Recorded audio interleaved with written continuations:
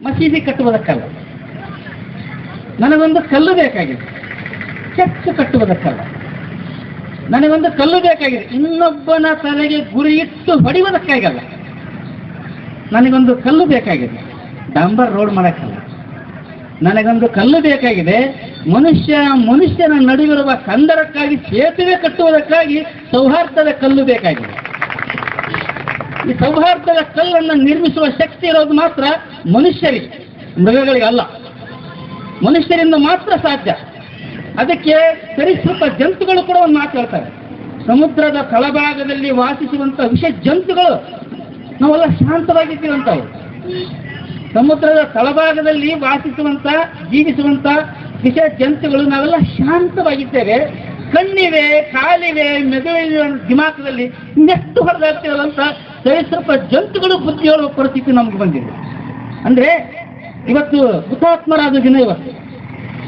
ನಮಗೆ ಗಾಂಧಿ ಅಂದರೆ ಬಹಳ ಪ್ರೀತಿ, ನಿಮ್ಮೆಲ್ಲರಿಗೂ ಪ್ರೀತಿ. ಇದು ಗಾಂಧಿ ಭಾರತನೇ. ಗಾಂಧಿ ಎಂತಹ ಗಾಂಧಿ? ಕೆಲವರಿಗೆ ಗಾಂಧಿ ಬೇಕು, ಉಂಡು ಉಪವಾಸ ಸತ್ಯಾಗ್ರಹ ಮಾಡುವವರಿಗೆ ಗಾಂಧಿ ಬೇಕು. ಕೆಲವರಿಗೆ ಗಾಂಧಿ ಬೇಕು, ಫ್ಯಾಷನ್ನಿಗೋಸ್ಕರ ಗಾಂಧಿ ಬೇಕು.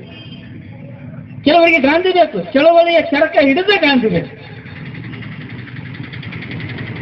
ಅದು ಇವೆಲ್ಲರ ನಡುವೆ ಬೇಕಾಗಿರುವ ಗಾಂಧಿ ಇದ್ದಾನಲ್ಲ, ಆತನ ದೂರೀಕರಿಸಿದ್ದಾರೆ. ಅದಕ್ಕೆ ನಮ್ಮ ಜಂಬಣ್ಣ ಅಮರಚಿಂತ ಒಂದು ಮಾತು ಹೇಳ್ತಾರೆ, ಗಾಂಧಿ ಅಂದರೆ ಹುಟ್ಟು ಕುರುಡರ ಓಣಿಯಲ್ಲಿ ಚಾಳಿಸು ಮಾರುವವ. ಗಾಂಧಿ ಅಂದರೆ ಹುಟ್ಟು ಕುರುಡರ ಓಣಿಯಲ್ಲಿ ಚಾಳಿಸು ಮಾರುವವ. ನಮಗೆ ಗಾಂಧಿ ಬೇಕು. ಎಂತಹ ಗಾಂಧಿ ಬೇಕು? ನಾವು ಹೇಳಿದ ಹಾಗೆ ಕೇಳುವ ಗಾಂಧಿ ಬೇಕು. ಪ್ರಶ್ನಿಸುವ ಗಾಂಧಿ ಬೇಡ. ಚಳವಳಿಯ ಚರಕದ ಕೈ ಎತ್ತಿದ ಗಾಂಧಿ ಬೇಡ.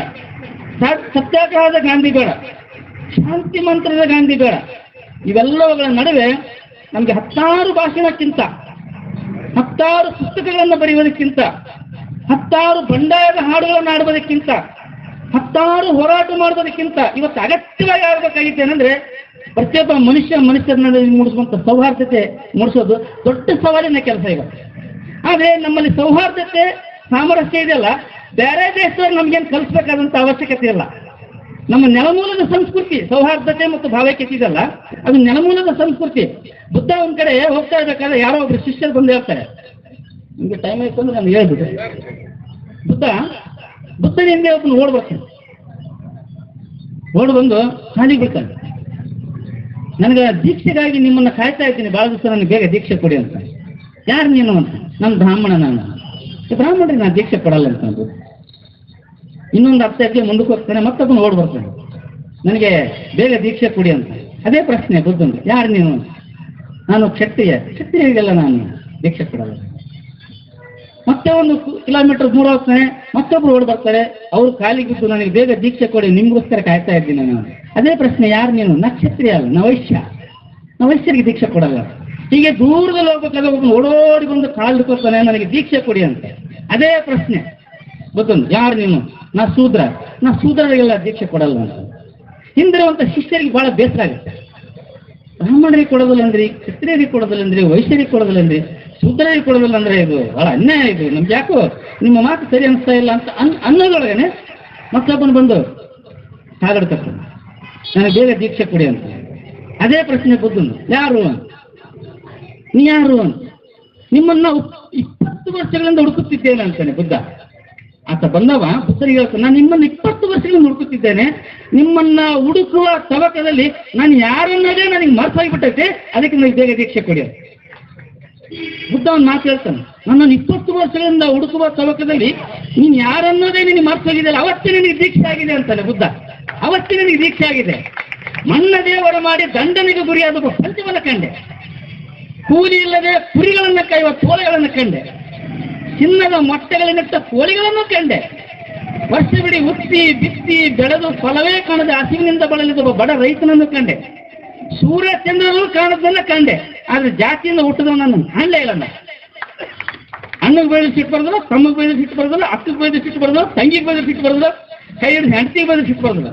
ನಾನು ಹುಟ್ಟಿದ ಜಾತಿಗೆ ಬೈದ್ರ ಎಲ್ಲಿಂದ ಬರ್ತದೆ ಸಿಟ್ಟು.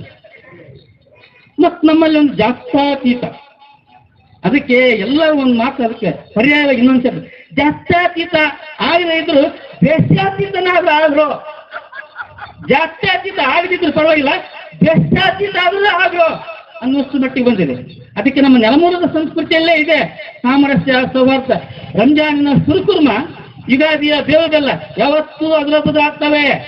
ಇವತ್ತಿನ ಹಳ್ಳಿಗಾಡಿನಲ್ಲಿ ಅವರ ರಂಜಾನಿನ ಸುರುಕುರ್ಮ ಇವ್ರ ಮನೆಗೆ ಬರಬೇಕು, ಇವ ಯುಗಾದಿಯ ಬೇವು ಬೆಲ್ಲ ಅವ್ರ ಮನೆಗೆ ಬರಬೇಕು. ಅದು ರಾಮಕೃಷ್ಣ ನಮ್ಮ ರಾಮಪ್ರಸಾದ್ ಬಿಸ್ಮಿಲ್ ಕೊಟ್ಟಿದ್ದಾನೆ ಮತ್ತು ಅಶಫುಲ್ಲಾ ಖಾನ್ ಕೊಟ್ಟಿದ್ದಾನೆ. ಅಷ್ಟೇ ಯಾಕೆ ಬಗ್ದಾದಿನ ಮೆಹಬೂಬ್ ಸುಬಾನಿ ಅವರ ಮೊಮ್ಮಗ ಸೈಯದ್ ಅಲಿ ಅವರ ಮೊಮ್ಮಗ ಖಾದ್ರಿ ಪೀರ, ಹೆಸರು ಕೇಳಬೇಕು, ಖಾದ್ರಿ ಪೀರ ಬಸವಣ್ಣನನ್ನ ತನ್ನ ಗುರು ಅಂತ ಒಪ್ಕೊಳ್ತಾನೆ. ಶರಣರು ಮತ್ತು ಸೂಫಿಗಳ ಚಿಂತನೆಗಳು ಅಷ್ಟೇ. ಅಷ್ಟೇ ಯಾಕೆ ನಮ್ಮ ಶಿರಹಟ್ಟಿ ಪಚೇಶ್ವರ ಆತನ ಗುರುಗಳು ಅಮೀನುದ್ದೀನ್ ಇವೆಲ್ಲ ನಮ್ಗೇನು ಹೇಳ್ಕೊಟ್ಟಿದ್ದಾರೆ ಅವರೆಲ್ಲ. ಅದಕ್ಕಿಂತ ತುಂಬಾ ದೂರ ನಮ್ಮ ಕನಿಗಿರಿದ ಒಂದು ಉದಾಹರಣೆ ಕೊಟ್ಬಿಡ್ತೀನಿ ನಾನು. ಮೊಹರಂನಲ್ಲಿ ಒಂದು ದೇವರು ಎದ್ದರೆ ಇಮಾಮ್ ಹಸನ್ ಅಂತ ಒಂದಿದೆ.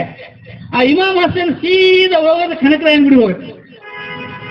ಆ ಊರವ್ರು ಏನ್ ತಿಳ್ಕೊಂಡ್ರೆ ಗೊತ್ತಿಲ್ಲ, ನನಗಂತೂ ಬಹಳ ಖುಷಿ ಆಗುತ್ತೆ. ಇಮಾಮ್ ಹಸನ್ ಕನಕರಾಯನ ಗುಡಿಗೆ ಹೋಗ್ತಾ ಇರೋದು ಸೌಹಾರ್ದಕ್ಕಾಗಿ. ನಿಮ್ಗೆ ಅರ್ಥ ಆಗಿಲ್ಲ ನಿಮ್ಗೆ ಅಂತ. ಅದು ಸಾಮರಸ್ಯಕ್ಕಾಗಿ.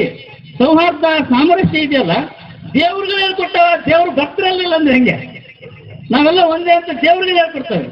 ತೆಳ್ಳನೆಯ, ದಪ್ಪನೆಯ, ಉದ್ದನೆಯ, ಗಿಡ್ಡನೆಯ, ಕರಿಯ, ಬಿಳಿಯ ಎಂಬ ಆಕಾರವನ್ನು ನಾವೇನು ಬಡಿದಾಡಲಿಕ್ಕೆಂದೇನು ಸೃಷ್ಟಿಸಲಿಲ್ಲ. ಅವಿವೇಕಿಗಳೇ, ನಿಮ್ಮನ್ನು ನೀವು ಪರಸ್ಪರ ಐಡೆಂಟಿಫೈ ಗುರುತಿಸಿಕೊಳ್ಳುವುದಕ್ಕಾಗಿ ನಾನು ನಿಮ್ಮನ್ನು ಸೃಷ್ಟಿಸಿದ್ದೇನೆ ಅಂತ ಹೇಳೋದ್ರ ಮೂಲಕ ದೇವರು ಕೂಡ ಮನುಷ್ಯವಾದವನ್ನು ಹೇಳ್ತವೆ. ಯಾರು ಮನುಷ್ಯನನ್ನ ಪ್ರೀತಿಸ್ತಾರೆ, ದೇಶವನ್ನು ಪ್ರೀತಿಸಿದ ಹಾಗೆ. ಮನುಷ್ಯನನ್ನ ಪ್ರೀತಿಸುವುದಿಲ್ಲವೋ ಅವನು ದೇಶವನ್ನು ಪ್ರೀತಿಸಲಾರ. ಆ ಕಾರಣಕ್ಕಾಗಿ ನಾನು ಕೊನೆಯದಾಗ ಒಂದು ಮಾತು ಹೇಳ್ತೀನಿ. ಹಿಂದೂ ಮುಸ್ಲಿಮ್ನೇ ಆಗು, ಕ್ರೈಸ್ತ ಬೌದ್ಧನೇ ಆಗು, ಜೈನ ಪಾರ್ಸಿ ಆಗು, ಇದು ಹೇಳಿದ್ರೆ ಬೇರೆ ಜಿಲ್ಲೆಯವರಲ್ಲ, ನಮ್ಮ ಜಿಲ್ಲೆಯವರೇ, ಡ್ಯಾಂಪುರದವರೇ. ಹಿಂದೂ ಮುಸ್ಲಿಮ್ನೇ ಆಗು, ಕ್ರೈಸ್ತ ಬೌದ್ಧನೇ ಆಗು, ಜೈನ ಪಾರ್ಸಿ ಆಗು, ನಿನಗನಿಸಿದಂತೆ ಏನಾದರೂ ಆಗು, ಮೊದಲು ಮನುಷ್ಯ ಆಗು. ನಮಸ್ಕಾರ.